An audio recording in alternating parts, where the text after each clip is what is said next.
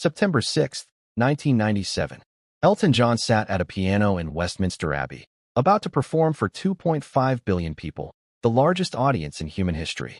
The song was Candle in the Wind, rewritten for Princess Diana's funeral. Elton had only finished it 4 days earlier. He'd never rehearsed it, never practiced it.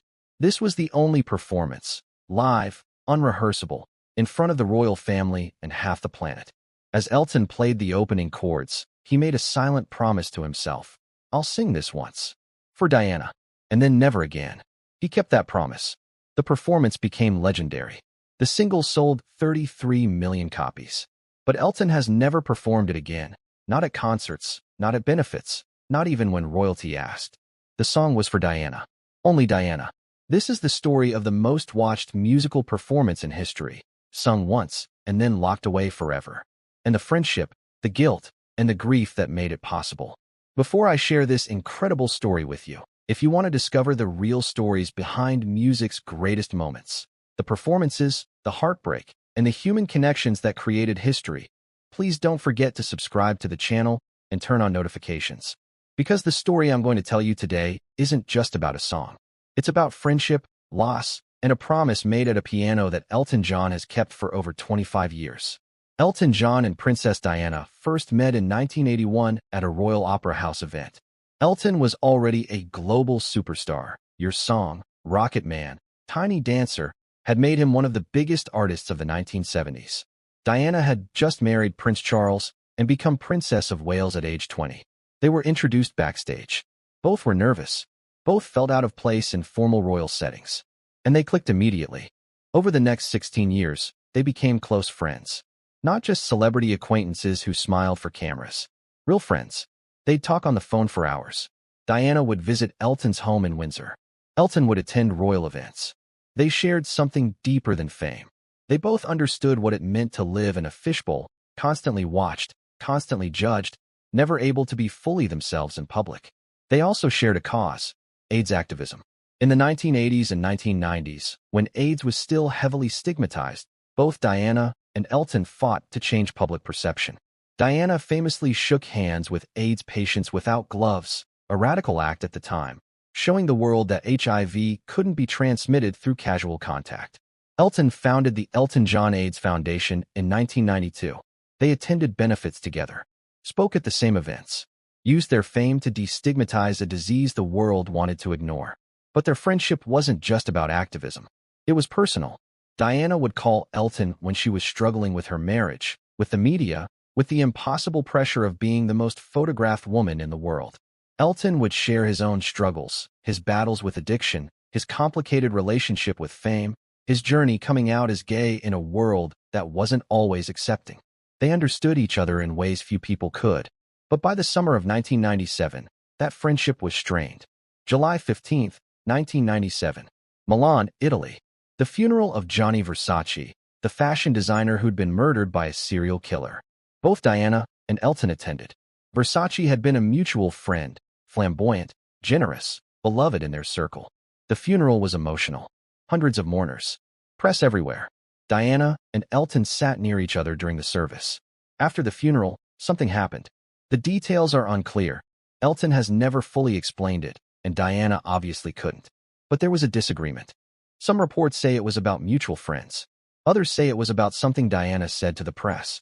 Whatever it was, both Diana and Elton left Milan upset with each other. Neither called to apologize. Both were stubborn.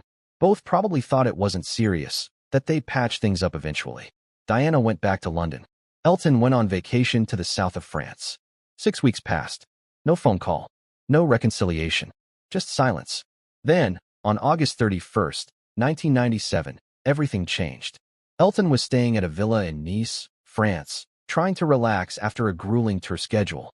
Early morning, around 4 a.m., his phone rang. It was a friend calling from London. Have you heard? Diana's been in a car accident in Paris. Elton turned on the television. The news was chaotic, conflicting. Diana had been in a car crash in the Pont de l'Alma tunnel. She was injured. She was in surgery. And then the update came. Princess Diana was dead. She was 36 years old. Elton couldn't process it. Just 6 weeks ago, they'd been at Versace's funeral. They'd argued.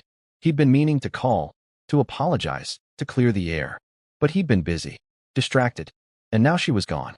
There would be no reconciliation, no phone call, no chance to say he was sorry or that he valued their friendship. Just the permanent, suffocating reality that Diana was dead and their last interaction had been a fight. Elton broke down. The grief was overwhelming. But underneath the grief was guilt. The kind of guilt that comes from knowing you can never fix something that's now permanently broken. He couldn't stop thinking about those 6 weeks of silence. Why hadn't he called? Why had something so small become something so unresolved? And now it would stay unresolved forever. The next few days were a blur. The world was in shock. Millions of people mourned Diana. People who'd never met her, never spoken to her, but felt connected to her because she'd represented something hopeful and human in a cold royal institution. London was flooded with flowers outside Kensington Palace. Television coverage was nonstop. World leaders issued statements. But for Elton, it was deeply personal. This wasn't just a princess. This was his friend. On September 2nd, for days before the funeral, Elton received a phone call from Prince Charles. "Elton, we'd like you to perform at Diana's funeral. Would you be willing?" Elton said yes immediately. Not because he was a performer being asked to perform, but because he was a friend being given a chance to say goodbye. But what would he sing? He couldn't sing Your Song, too romantic. Rocket Man, or Tiny Dancer, too upbeat. Nothing in his catalog felt right for this moment. Then he thought of Candle in the Wind. The song had been written in 1973 by Elton and his longtime lyricist Bernie Taupin. It was about Marilyn Monroe, a tribute to a woman who'd lived in the spotlight, been adored by millions, but died young and lonely. The original lyrics began, "Goodbye, Norma Jean, though I never knew you at all." It had been a hit, one of Elton's most beloved songs. And structurally, thematically, it fit. Diana, like Marilyn, had been an icon. Beautiful, beloved, but ultimately overwhelmed by fame. The parallel was heartbreaking but undeniable. Elton called Bernie Taupin in Los Angeles. "Bernie, I need you to rewrite Candle in the Wind." For Diana. For the funeral. Bernie understood immediately. He sat down and rewrote the entire song in one day. Goodbye Norma Jean became Goodbye England's Rose. The lyrics were transformed from a meditation on Marilyn Monroe into a tribute to Princess Diana, a woman who'd brought grace, compassion, and warmth to a world that often felt cold. Bernie faxed the new lyrics to Elton in London. Elton sat at his piano and began reworking the music. The melody stayed largely the same, but Elton adjusted the arrangement, softer, more intimate, more reverent. He worked through the night, refining, practicing. But there was no time for proper rehearsal. No time to record a demo. No time to make sure everything was perfect. The funeral was in 4 days. This song would be performed once, live, in front of the royal family and 2.5 billion television viewers. There would be no second take. September 6, 1997. Westminster Abbey. The world stopped. Schools closed. Businesses shut down. Entire countries paused to watch Diana's funeral. It was the most watched event in human history. 2.5 billion people glued to their televisions. Inside the Abbey, 2,000 guests filled the pews. The royal family sat in the front rows. Prince William, 15 years old, and Prince Harry, 12 years old, sat beside their father, Prince Charles. They'd just lost their mother. Elton arrived early. He wore a simple black suit. No flashy sunglasses. No over-the-top outfit. Just Elton, stripped of his usual performer persona. He walked to the piano positioned near the altar. The coffin, draped in the royal standard and covered with white flowers, rested just feet away. Diana was in there. His friend. The woman he'd laughed with, fought with, and now had to say goodbye to. The service began. Prayers. Readings. Diana's brother, Charles Spencer, gave a powerful eulogy that subtly criticized the royal family for how they treated Diana. The tension in the room was palpable. Then it was Elton's turn. He walked to the piano. Sat down. The Abbey was silent. 2,000 people holding their breath. 2.5 billion watching from home. Elton placed his hands on the keys. And he started to play. The opening chords of Candle in the Wind filled the Abbey. Soft, gentle, reverent. Then Elton began to sing. Goodbye England's Rose. May you ever grow in our hearts. His voice was steady, controlled. But you could hear the emotion underneath. The grief, the guilt, the love for a friend he'd never get to speak to again. Elton didn't look at the audience. Didn't look at the cameras. He looked at the piano, at his hands, occasionally closing his eyes. He was singing to Diana. Only Diana. The lyrics Bernie had written were perfect. Your footsteps will always fall here, among England's greenest hills. Your candles burned out long before your legend ever will. Every line felt like it had been written specifically for this moment, this woman, this impossible loss. Elton made it through the entire song without a single mistake. No voice cracks. No missed notes. 50 years of musicianship, decades of performing under pressure, all converging in this one perfect, heartbreaking performance. When he sang the final line, your candles burned out long before your legend ever will. His voice was quiet, almost a whisper. Then silence.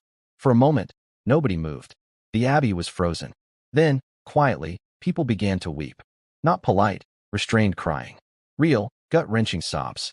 Prince William and Prince Harry were crying. Prince Charles was crying. Even Queen Elizabeth, known for her stoic public demeanor, looked visibly emotional. Elton stood up from the piano and walked back to his seat. He'd done it. He'd said goodbye to Diana in the only way he knew how, through music. And he'd done it in front of the entire world. The performance became instant history. News outlets called it the most moving moment of the funeral. Music critics called it one of the greatest live performances ever captured. The single was released shortly after, with all proceeds going to Diana's charitable causes. It sold 33 million copies worldwide, making it the best-selling single in history.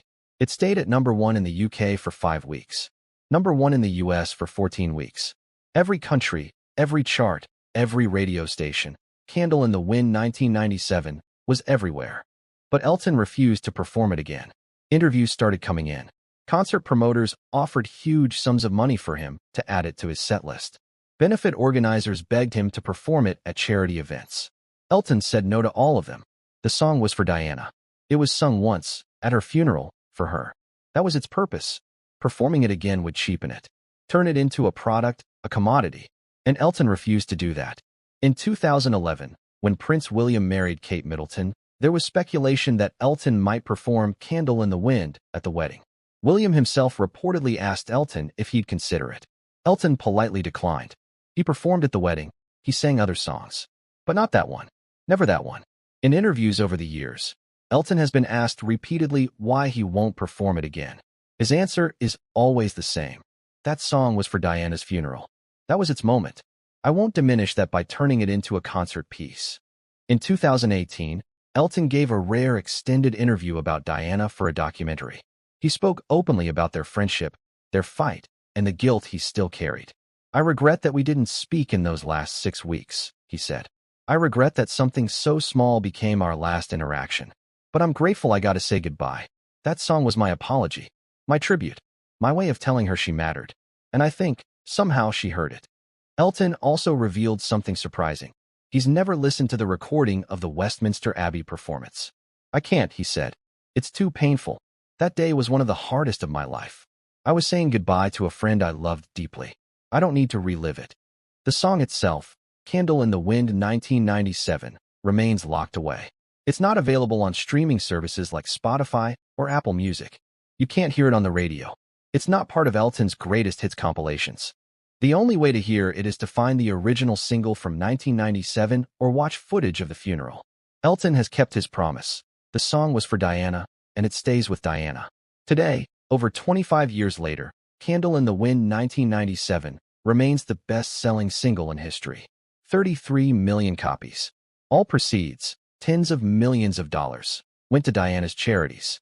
The song raised more money for charitable causes than any single piece of music ever created. In that way, it became a perfect tribute to Diana, who'd spent her life using her fame to help others. Elton is now in his 70s. He retired from touring in 2023 after his Farewell Yellow Brick Road tour. He's performed Your Song thousands of times, Rocket Man thousands of times, but Candle in the Wind 1997, once, just once, on September 6, 1997, in front of 2.5 billion people, for a friend he wished he'd called 6 weeks earlier. The performance taught the world something important. Not everything needs to be repeated. Not every moment needs to be recreated. Some performances exist for one reason, one time, one person. And preserving that, keeping it sacred, keeping it untouchable, is more powerful than any encore could ever be. Elton's refusal to perform the song again isn't about stubbornness or ego. It's about honor. It's about understanding that some gifts are given once and should stay that way.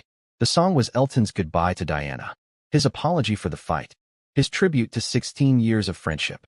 And by never singing it again, Elton has ensured that the performance remains what it was always meant to be, a moment of pure grief, love, and farewell.